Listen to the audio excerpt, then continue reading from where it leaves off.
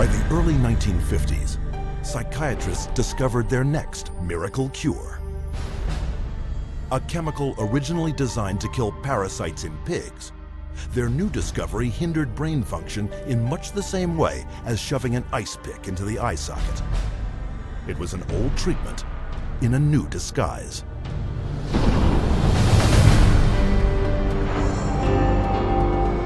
With the advent of these new tranquilizing drugs, it seems not too much to say that we're on the verge of an entirely new era in the treatment of mental illness.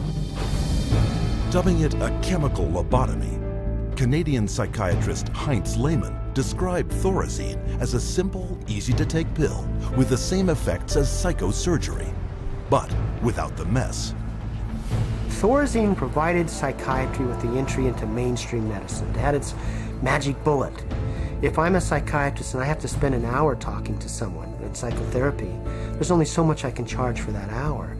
But if I can come in, give you a pill, and send you back out in 15 minutes or 10 minutes, that's a much more efficient use of my time monetarily. What psychiatrists didn't tell the public was that Thorazine caused a crippling neurological condition known as tardive dyskinesia. And that's a neurological syndrome where you have muscle twitches, abnormal jerks, which are uncontrolled, and they either last for a long time or sometimes they're permanent. So that's very clear, very well recognized, long-term or permanent brain damage from these medications. Mr. Blount has virtually no signs of his original illness now. The signs that the movements of his mouth are completely side effects of the drugs that he was on for 20 years. Mr. Blount is quite rational. He understands what's going on. And if you're patient, he can carry on a very rational conversation with you. Even when you remove the drug, it may still remain. It means you have caused a permanent disabling of the brain. In the late 50s, you get the first signs of it, people starting to worry about it. But it's not until the late 70s that psychiatrists start warning their patients about it, 20 years. Thorazine's manufacturer, SmithKline French, had good reason to keep a lid on the bad news. In the first year alone, SKF saw a more than 500% return on their original investment.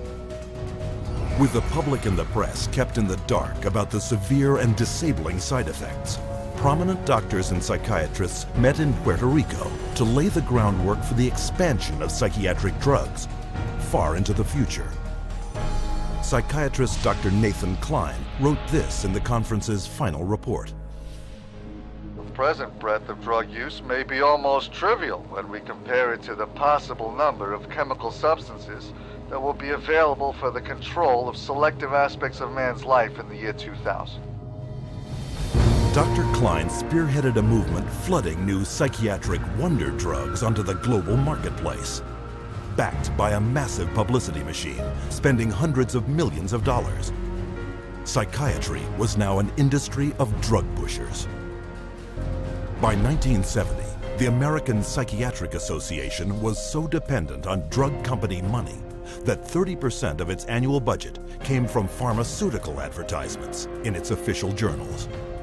So we had money flowing to trade organizations, we had money flowing to the doctors, and to their journals. Well, we all know that that is going to influence how they think. The majority of National Institute of Mental Health and National Institute of Health scientists are getting more money from drug companies on the side than their tax-based salary. With so much money to be made, all psychiatrists needed was a scientific theory to justify it. Their solution? An official report declaring that all mental problems derive from a so-called chemical imbalance in the brain, requiring drugs to correct. This chemical imbalance is one of the greatest fallacies ever foisted upon patients and the public. There is no chemical test to show an imbalance related to any psychiatric disease, whether it's depression, anxiety, what have you. The chemical imbalance is for the benefit of the psychiatrist. It has to be there so that psychiatrists can treat it. But fraudulent chemical imbalance theories could not hide the mounting evidence of common and terrifying side effects, such as akathisia. Akathisia is like an extreme inner nervous agitation. people describe it as wanting to crawl out of their own skins. And this happens with great frequency, and it is absolutely, totally well understood to be associated with suicide and violence and homicide. After years of these reported side effects and cases upon cases of violence, self-mutilation, and death, in 1991, health experts, legislators, and the public finally forced the FDA to order an investigation. I know with absolute certainty that if Charles had any idea of the side effects of Prozac, he would never have taken it. I had two sons, David Lee, age 8, Billy 16, wife 20 years old, gone. I'll tell you why. After being on Prozac for 21 days, my wife shot and killed both of these two boys right here. She turned the gun to herself and shot herself twice. I took the 9mm automatic, sat down on the bed and put the gun to my head. And I blew a 4-inch hole out the back of my arm instead of my head. Thank God I was a lousy shot. Had someone looked further into Prozac, steps could have been taken to avoid it. What was supposed to be an unbiased hearing was a panel of psychiatrists, the vast majority with personal financial ties to pharmaceutical companies. They basically couldn't find an expert, a doctor, a psychiatrist, at a leading medical school who basically in some way or another didn't have a consulting agreement, hadn't taken money from the pharmaceutical companies. I do not find from the evidence today that there is credible evidence to support a conclusion that antidepressant drugs cause the emergence and or the intensification of suicidality and or other violent behaviors. 500 deaths, 33 murder cases, and over 20,000 adverse side effects. Would you like to tell me why this drug is still on the market? Is there an alliance, an unholy alliance between the psychiatric community, the pharmaceutical industry, and the FDA? And the answer is yes. This unholy alliance became all too apparent in 1997, when pharmaceutical companies persuaded the FDA to allow them to advertise directly to the public, with psychiatrists providing medical endorsement. And in just 3 years, sales of psychiatric drugs skyrocketed, almost 2.5 times.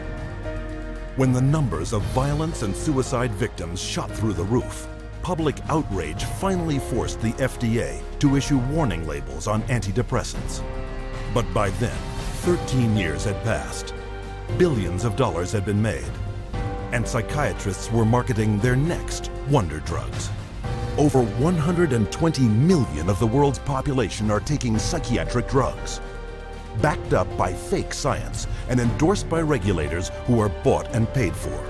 Their harmful medications gross more than $84 billion a year. And while psychiatrists were finding a way to diagnose and drug millions of people across the globe, on another front, they were continuing their assault on our most personal freedoms.